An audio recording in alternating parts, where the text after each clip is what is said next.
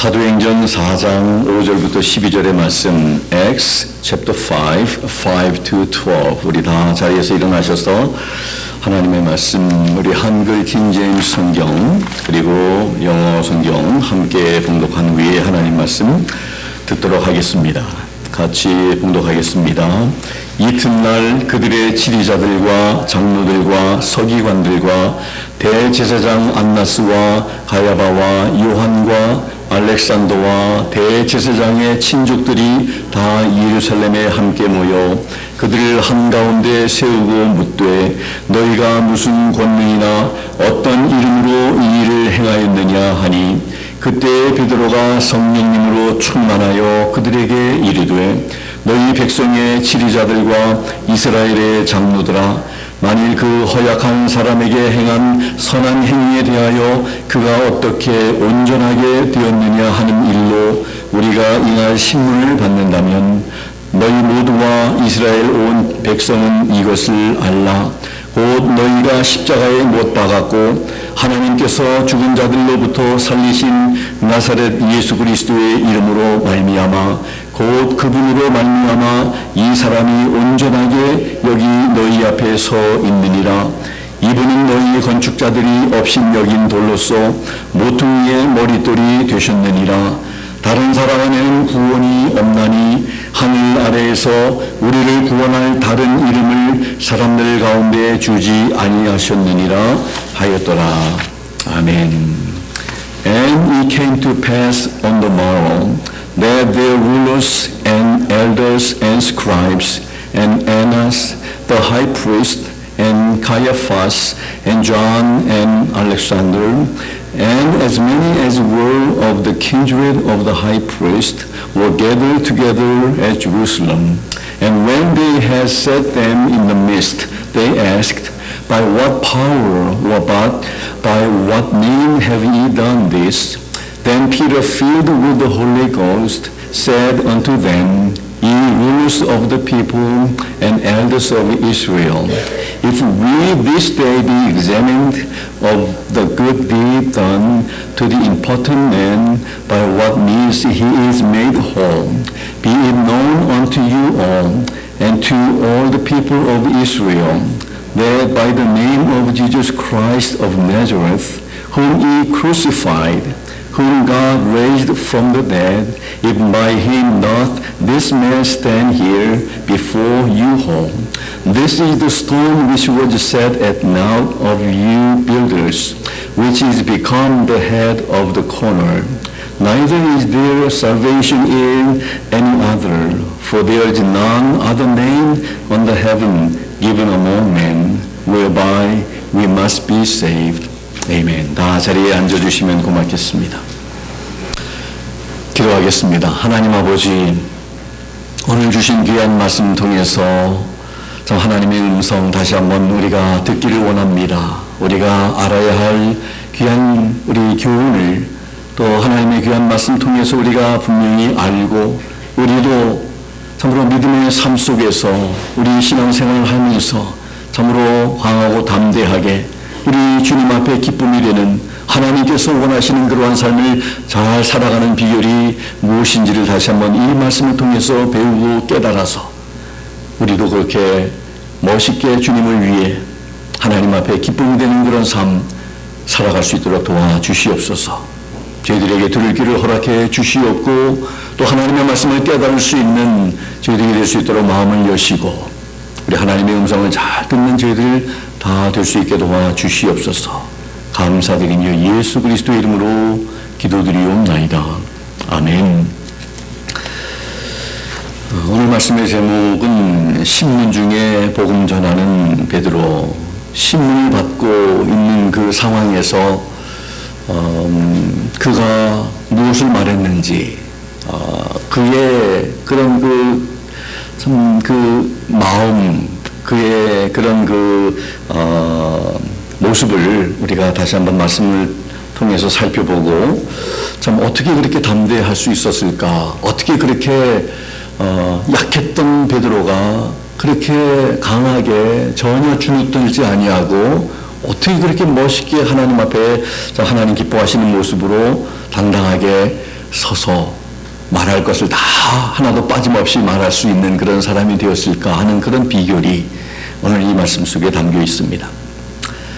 이 말씀의 배경은 안진병이가 치료된 후에 베드로와 요한이 예수님에 대해서 증거하고 있었을 때 제사장들 그리고 성전 맡은 자 사두개인들이 사도들에게 왔습니다.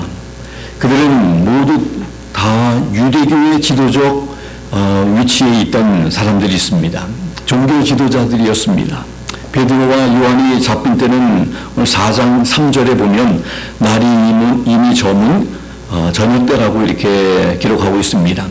이 박해자들은 밤에는 이 재판을 하지 않는 관리에 따라서 사도들을 일단 감금해 두었다가 그 다음 이튿날 산헤드린 공회에 넘기기로 한 것입니다.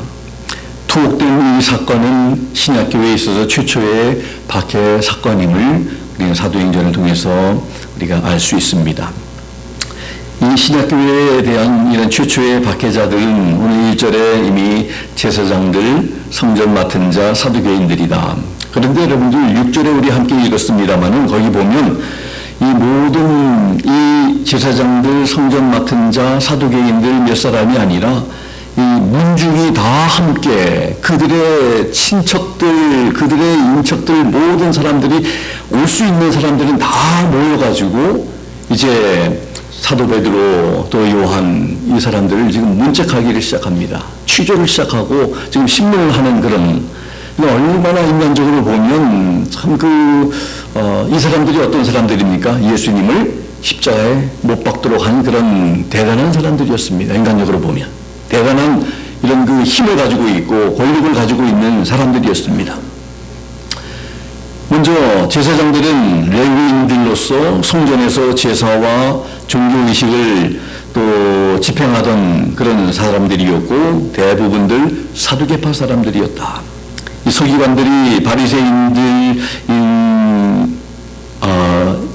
바리새인파에 대해서 사두개인들은 이 제사적을 관장하고 있는 그런 사람들이었습니다. 또 성전 맡은 자라고 돼 있는데 레위인 중에서 임명받은 그런 성전 경호원 중에서 대장 역할을 하는 그런 사람이 이 성전 주변의 모든 질서를 관장하는 그런 책임을 가진 자, 엄청난 그런 또 힘을 가진 사람이죠. 그리고 이 사두개인들은 당시의 성전 예배 또 산헤드린 공회의 모든 중요한 직분을 이렇게 장악하고 있는 사람들이었습니다. 사두개인들은 어떤 사람들입니까? 바리새인들하고는 달리 구약 성경 중에서도 모세 오경만을 읽었던 사람들, 다른 것들은 믿지 않고 모세 오경만 읽었습니다. 그리고 그들이 믿지 않는 것들이 한두 가지가 아니었습니다. 영혼의 존재도 믿지 아니하고 60만, 눈에 보이는 60만 그들이 믿었습니다. 부활도 믿지 않고 또 죽음 후에 어떤 내세도 믿지 아니하고 천사 같은 이런 영적인 존재도 믿지 아니하는 모든 것을 다 부정했던 사람들이 바로 이 사두개인들이었습니다. 그래서 당시 산헤드린 공회가 유대인들에 대한 종교적인 도덕적인 이 정치적인 권한을 가지고 있는 그런 대단한 또 사법권과 행정권까지 이렇게 행사하고 있었던 사형 집행권은 없었지만 그러나 사형 언도권은 가지고 있었던 아까도 말씀드렸지만 이 사람들이 바로 예수님을 십자가에 못 박도록 했던 그러한 대단한 권력자들이었습니다. 그 사람들이 바로 이제 베드로를 찾아오게 되고 인간적으로 보면 굉장히 두려울 수밖에 없는 그런 상황이었다는 것을 우리가 좀 그 당시의 상황을 좀 이해하면서 말씀을 드리면 좋겠습니다. 그러면 그 박해자들이 사도들을 박해한 이유가 무엇이었을까? 2절을 보면 백성을 가르치는 것에 대해서 싫어했다. 사도들이 교육하고 있는 것에 대해서 지금 시비를 하고 있는 것입니다. 왜냐하면 유대교에 있어서 백성을 가르칠 수 있는 그런 자격을 가지고 있는 사람들은 바로 제사장들과 서기관들이었습니다. 제사장들은 레위인이라 할지라도 이 제사직제의 이런 순서에 따라서 24반열에 속해 있어야 했음을 역대상 24장 또 역대하 23장에 기록되어 있습니다. 또 서기관들은 랍비 학교를 나와서 정식으로 이 공인된 자격을 획득한 사람들이어야 됐습니다. 그런데 베드로나 요한은 이러한 조건에 하나도 해당이 되지 않는 나중에도 나오지만 이 무식한 사람으로 이렇게 알고 있었던 그런 사람들, 배움이 없었던 사람들이었습니다. 율법에 대해서 배움이 없는 훈련을 받지 못한 그런 사람들이었기 때문에 이 사람들이 가르치고 있는 것에 대해서 못마땅해하고 싫어했다. 그리고 더군다나 이 사도들이 백성들을 가르친 장소가 어디였습니까? 바로 제사장들이 관장하는 그들의 구역 아니었던, 성전 구역 아니었기 때문에 행정적으로도 문제가 되었던 것이었습니다. 그래서 그들이 싫어했다. 또 싫어한 것이 하나가 더 있습니다. 사도들이 이런 가르치는 그런 내용이었습니다. 전파하는 교리, 부활에 대한 이런 것을 싫어했다. 2절에 보면 예수를 들어 죽은 자 가운데서 부활하는 도 전함을 싫어했다. 2절에 개역성경을 보면 예수를 들어 이렇게 이 말이 참 이해하기가 좀 쉽지 않죠. 킹 제임스 성경을 보면 예수를 통하여 죽은 자 가운데서 부활하는 이 진리, 이 도, 이것을 싫어했다. 영어로 preach through Jesus 이렇게 말씀되고 있습니다. 부활에 대한 교리는 사두개인들에게는 매우 거스리는 교리였습니다. 그들은 부활도 믿지 않는, 그래서 부활의 교리는 그들에게 있어서는 부활이 없는데 부활이 있다고, 예수님이 죽으셨다가 다시 살아나셨다고 이렇게 전하는 이런 부활의 교리는 그들에게 매우 거슬리는 것이며 사이비적인 것이었습니다. 더군다나 그들이 십자가에 못 박아 죽인 이 예수님에 관한 일이었기 때문에 그들에게 있어서는 결코 용납할 수 없는 것이 바로 이 부활에 대한 그런 말씀이었습니다. 이 공인원들이 사도들을 붙잡은 그 이유, 체포한 이유는 바로 그들이 죽였던 예수님에 대해 예수님이 바로 그리스도라고 외쳤기 때문에 그렇습니다. 사도들의 말대로라면 자신들은 모든 사람들이 기다리고 대망했던 메시아를 죽인 꼴이 되었기 때문입니다. 여기에서 그 사도들이 외쳤던 그 말을 싫어할 것이 아니라 자기들이 가슴을 치면서 하나님 앞에, 하나님 우리가 몰라서 그랬습니다. 하나님 회개했더라면 얼마나 좋았을까. 그런데 이들이 한번 악을 저지르면 또 그것을 감추기 위해서 또 다른 악행을 하게 된다는 것을 잘 보여주고 있습니다. 다른 악을 행하기 전에 회개하고 그때라도 인정을 하면 살 길이 생기고 은혜를 얻게 될 텐데, 또 참 이것만 그냥 덮어지면 괜찮을 거라고 하는 이런 착각 속에, 이것만 잘 넘기면 될 것이라고 하는 이런 착각 때문에 또 다른 악을 계획하고 있는 것입니다. 죄를 범한 것을 깨닫는 것도 은혜이고, 그리고 또 뉘우치는 것도 하나님의 은혜입니다. 그래서 그냥 많은 사람들이 그렇게 한번 잘못했을 때, 다윗도 그런 케이스 중에 하나죠. 그 한번 기회를 이렇게 또 넘어가면은 그 순간만 모면하면 괜찮을 걸로 이 우리아를 전쟁터에서 죽이는 또 계획을 했고, 그런데 하나님은 모든 것을 다 보고 계셔서 나중에 나단 선지자를 통해서 보내주셔서 또 그 잘못을 지적하시는 그런 것을 볼 때에 참 이 자기의 충신인 우리아를 죽이지 않고 하나님 앞에 잘못을 뉘우치고 깨달았더라면 괜찮았을 텐데, 그런 또 우리가 교훈도 얻게 됩니다. 아무튼 이들도 마찬가지예요.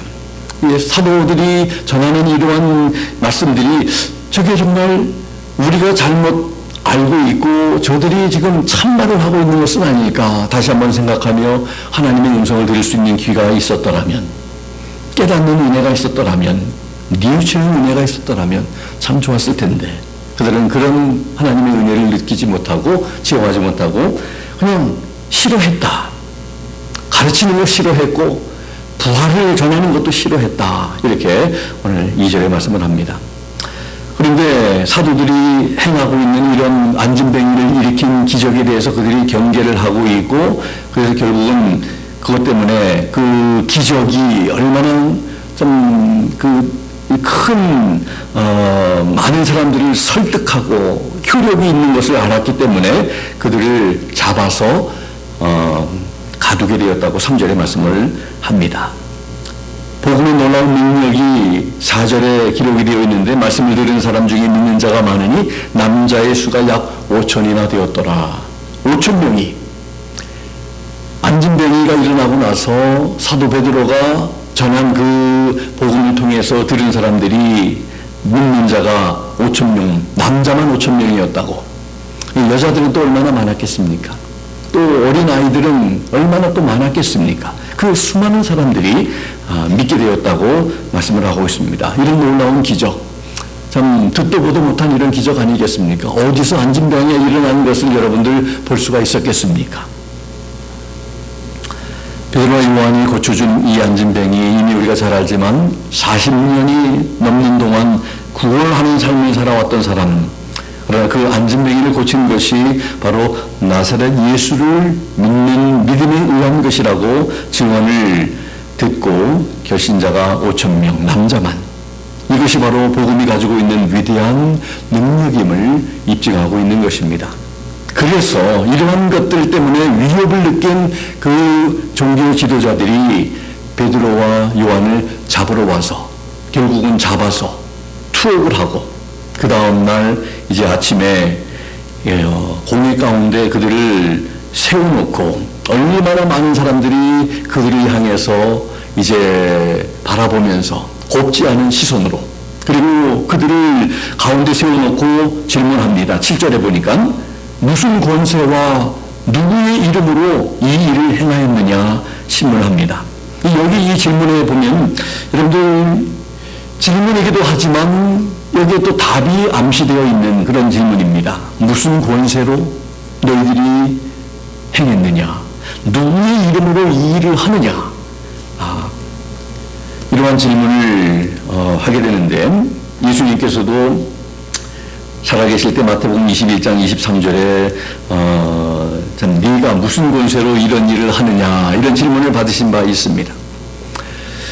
예수님께서 잡히셨을 때는 겁나서 부인하다가 저주까지 하면서 도망쳤던 이 베드로가 지금은 잡혀있지만 그 많은 공회원들 앞에 서 있는데 이런 신문을 받으면서도 두려움에 사로잡혀 있는 모습이 아니라 담대한 모습을 우리는 볼 수 있습니다. 분명 그들의 변화된 모습입니다. 예전의 모습이 아니라는 것이죠. 새로운 모습, 변화된 모습, 다른 모습입니다. 안진뱅이에게 한 말을 기억하십니까? 베드로가 그 안에 바로 비결이 있습니다. 사도행전 3장에 아마 5절로 기억이 되는데 내게는 은과 금은 없지만 내게 있는 것으로 내게 주노니 곧 나사렛 예수 그리스도의 이름으로 일어나 걸으라.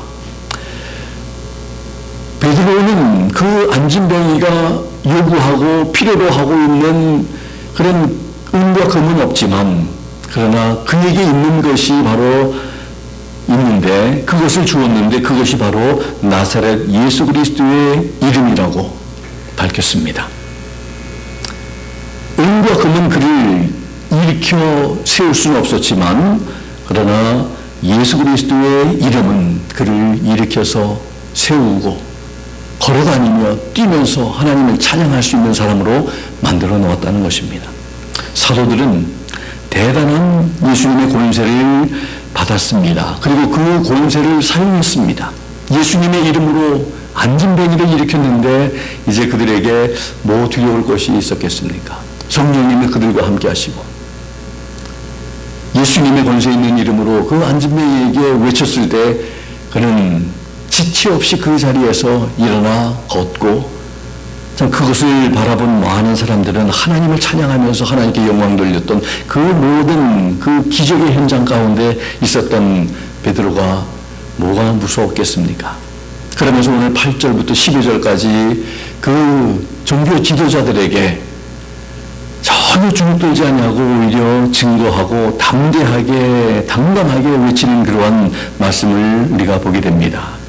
무슨 권세와 누구의 이름으로 이 안진뱅이를 고쳤느냐는 질문에 먼저 8절에 베드로가 성령이 충만하여, 성령이 충만하여, 우리가 많이 듣는 말씀이고 우리가 참 우리 귀에 낯익은 그러한 표현 아니겠습니까? 성령이 충만했다. 성령 충만함이라는 것이 무엇입니까? 성령 충만함이라고 생각하면 여러분들 뭐가 떠오릅니까? 어떤 교단의 사람들은 성령 충만하면 아마 방언 말하는, 어떤 능력을 행하는, 기적을 행하는 이런 것을 우리가 연상할 수가 있는데, 성령 충만함이란 성령님의 지배 아래, 그 수하에 있는 것입니다. 성령님께서 베드로를 완전히 장악하신 것, 그 상태, 그것이 바로 성령 충만함입니다.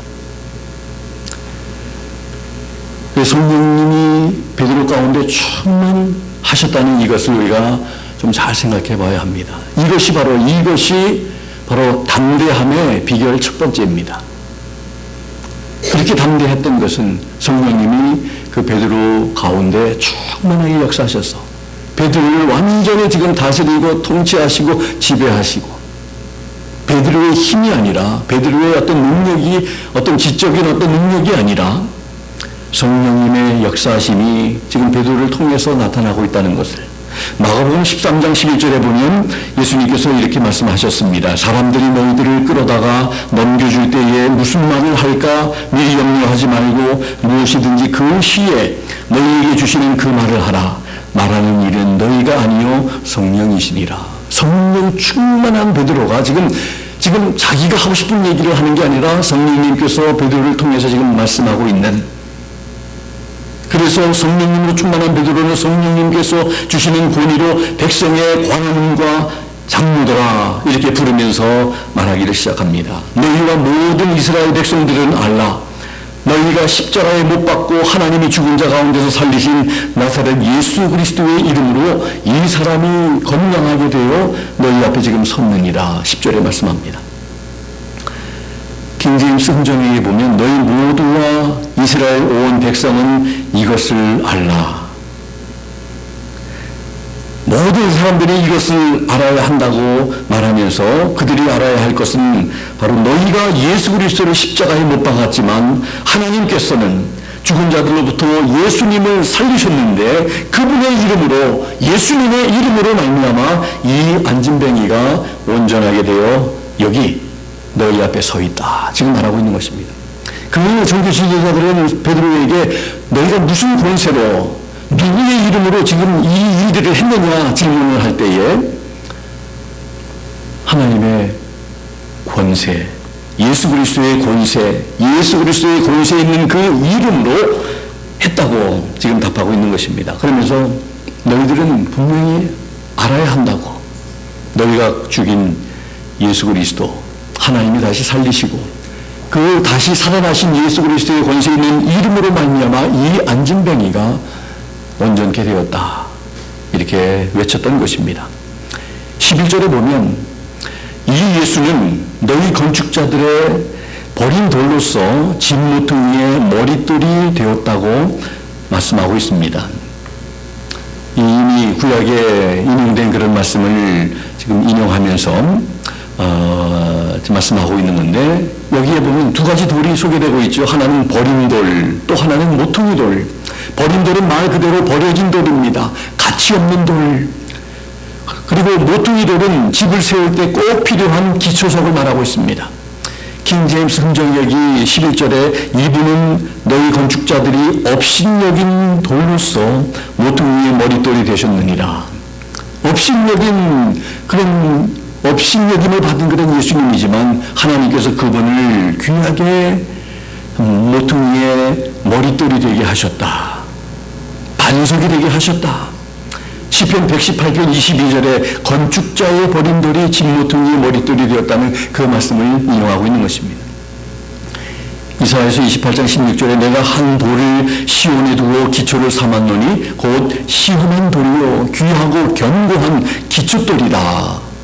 바로 그분이 바로 예수님이 되셨다는, 에베소서 2장 20절에도 그리스도 예수께서 친히 모퉁이 돌이 되셨느니라. 건축자들의 버린 돌은 메시아를 기다린다는 유대인들에게 버린 돌이었습니다. 예수님, 메시아 되신 예수님을 알아보지 못한 채 그들은 업신여기며 버렸습니다. 그런데 예수님은 집을 세우는데 없어서는 안 될 기초석이 되신 것입니다. 시편 18편 2절에 보면 여호와는 나의 반석이시다. 시편 18편 31절에 하나님 외에 누가 반석이뇨. 다니엘서 2장 45절에 보면 산에서 뜨인 돌이 나와서 모든 그런 그 큰 웅장한 우상을 다 부셔버린 그런 모두 다 우리 주님을 가리키는 그러한 돌임을 알게 됩니다.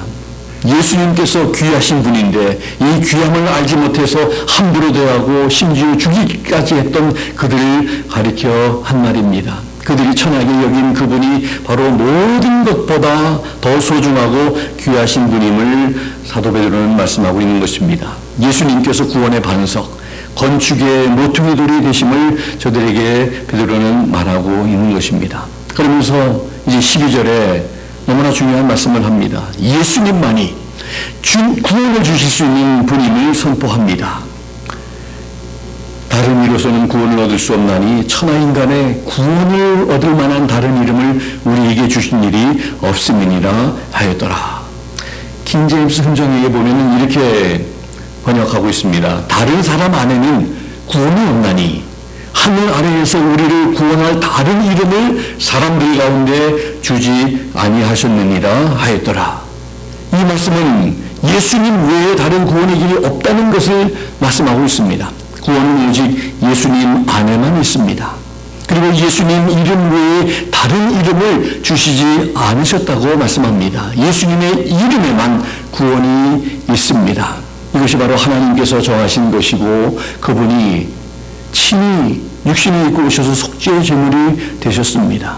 예수님밖에 구주는 없다고 하는 것이 우리 기독교인들의 신앙의 독선이라고 다른 종교인들은 비난을 하지만 우리가 그렇게 만든 것도 아니죠.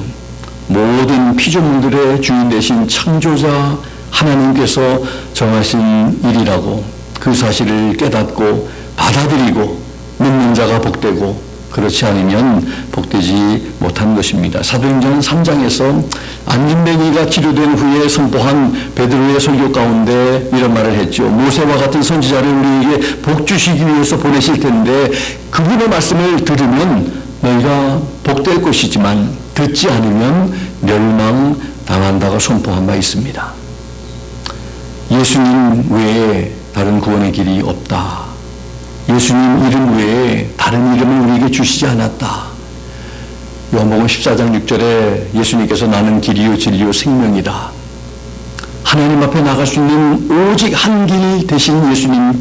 그러나 다른 어떤 종교인들은 예수님 말고도 산의 정상에 올라가는 한 길만 있는 게 아니라 여러 길이 있는 것처럼 여러 길이라고 얘기하지만 그러나 산에 올라가는 것은 그렇게 여러 길로 갈 수 있지만 천국에 가는 길은 오직 한 길밖에 없다는 것을 성경은 또 하나님께서는 분명히 사도 베드로의 입술을 통해서 우리에게 듣게 하십니다. 예수님 외에 다른 구원의 길이 없고 예수님의 이름 외에 다른 이름을 주신 적이 없다.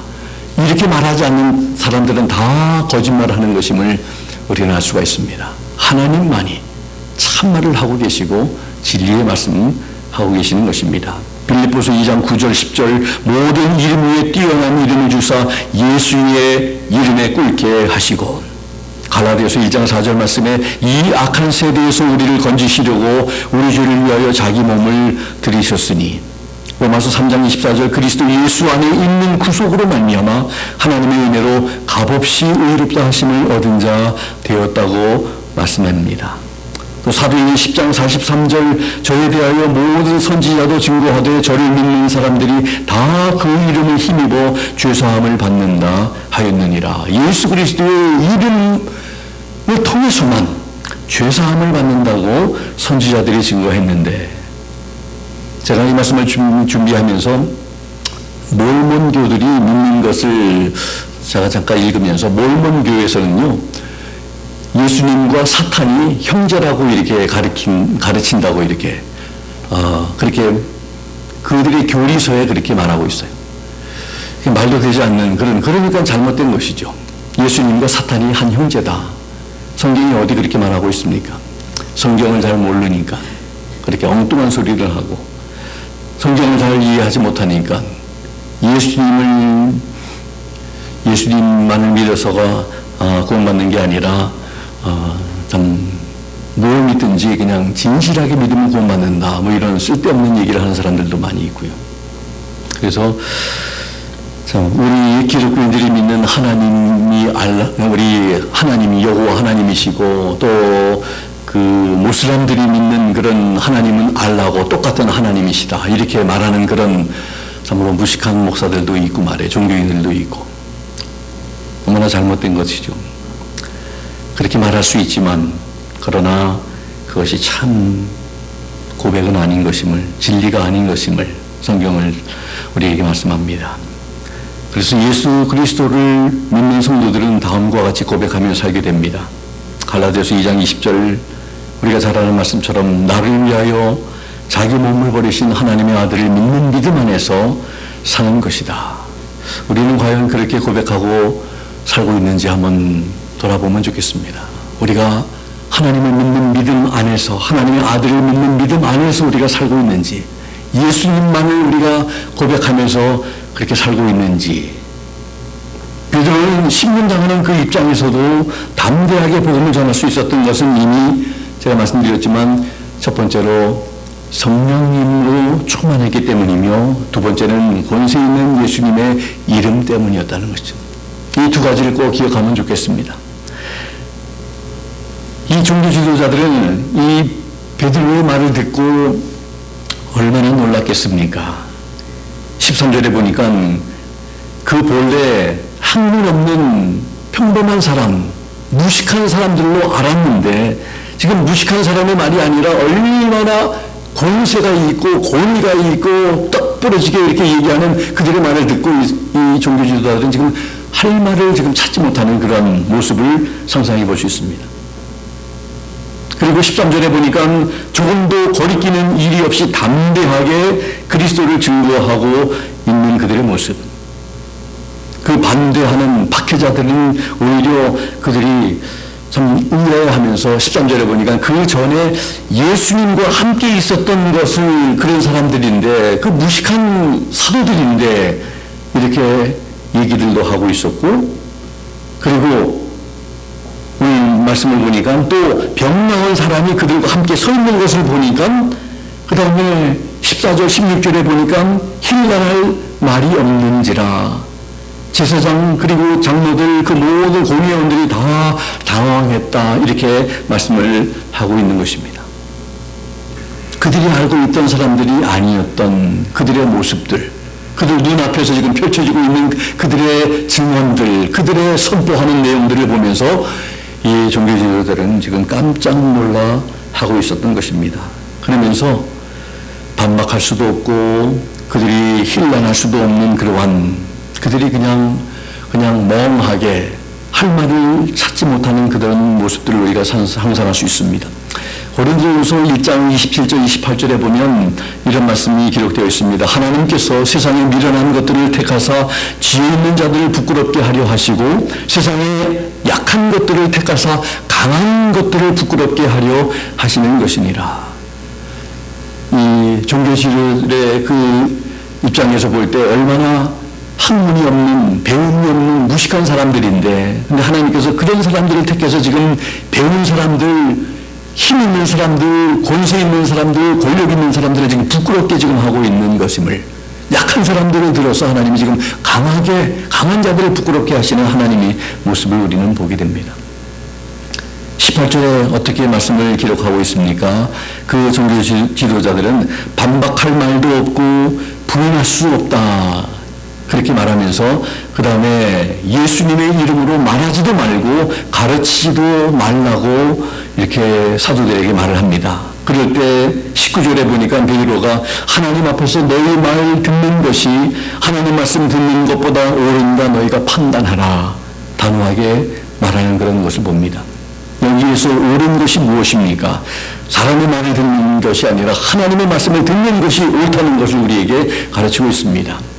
그러면서 20절에 더 나아가서 뿐만 아니라 우리는 보고 들은 것을 말하지 아니할 수 없다. 너희들이 아무리 위협하고 우리를 협박한다 할지라도 감옥에 우리를 넣는다 할지라도 우리는 보고 들은 것을 말하지 아니할 수 없다.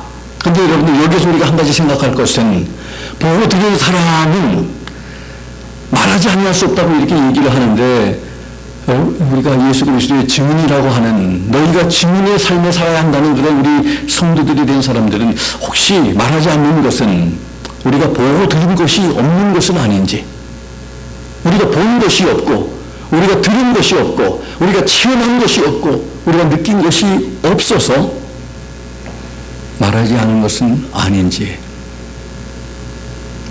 말할 것이 없는 것은 아닌지 다시 한번 생각해 봐야 합니다. 아까도 우리가 말씀드렸지만 13절에 그 전에 예수와 함께 있던 줄을 알았다. 예수님과 함께 있던 사람들은 여러분들 삶이 변화되는 거 여러분들 아십니까? 제자들의 삶이 변했고요. 성령님이 그들과 함께 계셔서 그들의 삶은 완전히 180도 달라진 것처럼 예수님과 함께 있는 사람들이, 예수님과 동행하는 사람들이 변화되지 아니하고 그냥 옛날 모습으로 그대로 살 수 있는 것은, 만약에 그게 가능하다면 그것이 바로 다른 게 아니라 기적일 것입니다. 그거는 불가능한 것이라고 성경은 말씀하고 있죠. 예수님과 함께 있으면, 성령님과 함께 있으면 베드로처럼 이렇게 달라진 모습, 새로운 모습, 열매 있는 모습으로 살게 된다고 우리에게 말씀하고 있는 것입니다.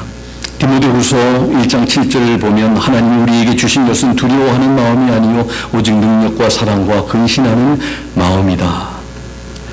또 미가서 3장 8절에 보면 성령님으로 우리가 충만하면 오직 나는 여호와의 신으로 말미암아 권능과 공의와 재능으로 체험을 얻어 증거할 수 있는 것임을 알게 됩니다. 그리스도의 증인에게 필요한 것은 세상의 어떤 지식과 훈련과 학습이 아니라 성령님으로 충만한 것입니다. 우리 한국교회가 제자훈련이 너무나 그냥 제자훈련을 많이 하는 것 같아요. 어느 민족보다 아마 많이 할 겁니다. 시스템도 잘 되어 있고 훈련도 많이 하고 배우기도 많이 하고 아는 것은 많은데 우리가 성령님으로 충만하느냐?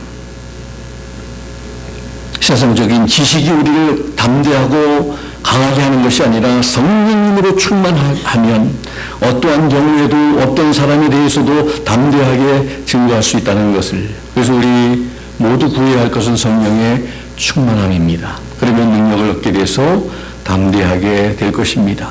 예수님의 권세 있는 이름을 의지하고 사용하고 외치는 우리 성도님들이 되어야 합니다.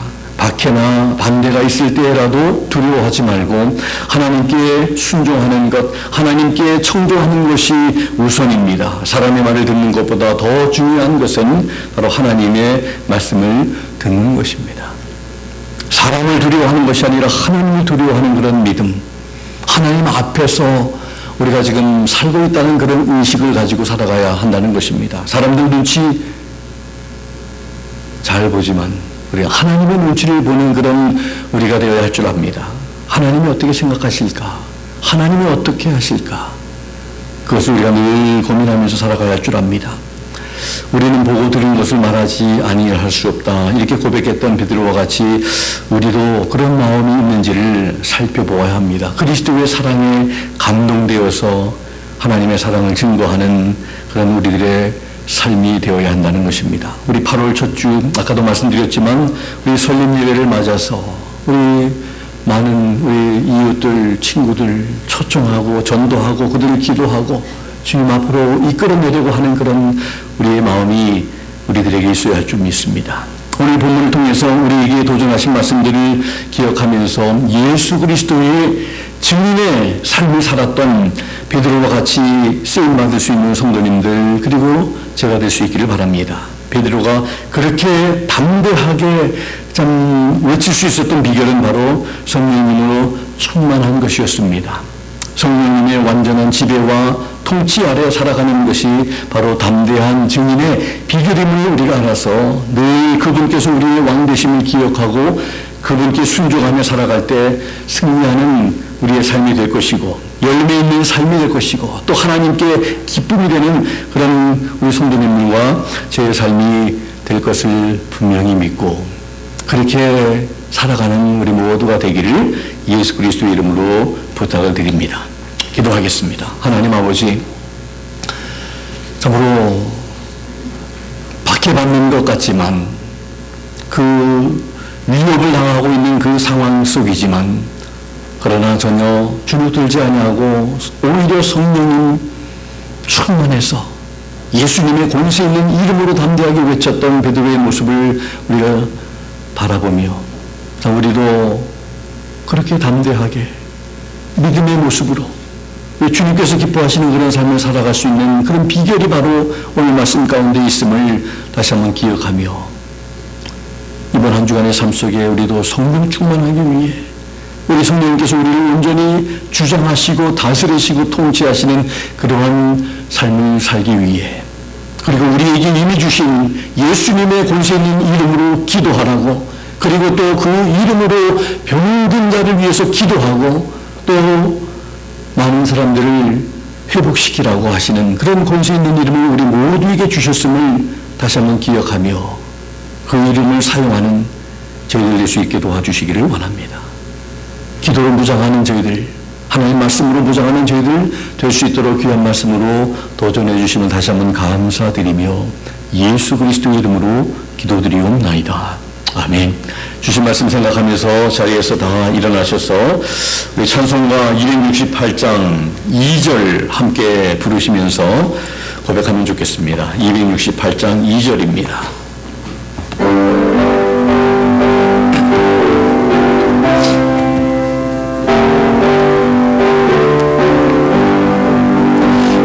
세상 위하여 이 복음 전하리 저주인 회개하소서 주 예수 믿으리 이 세상 구하여 주도 가신다 나중에 하지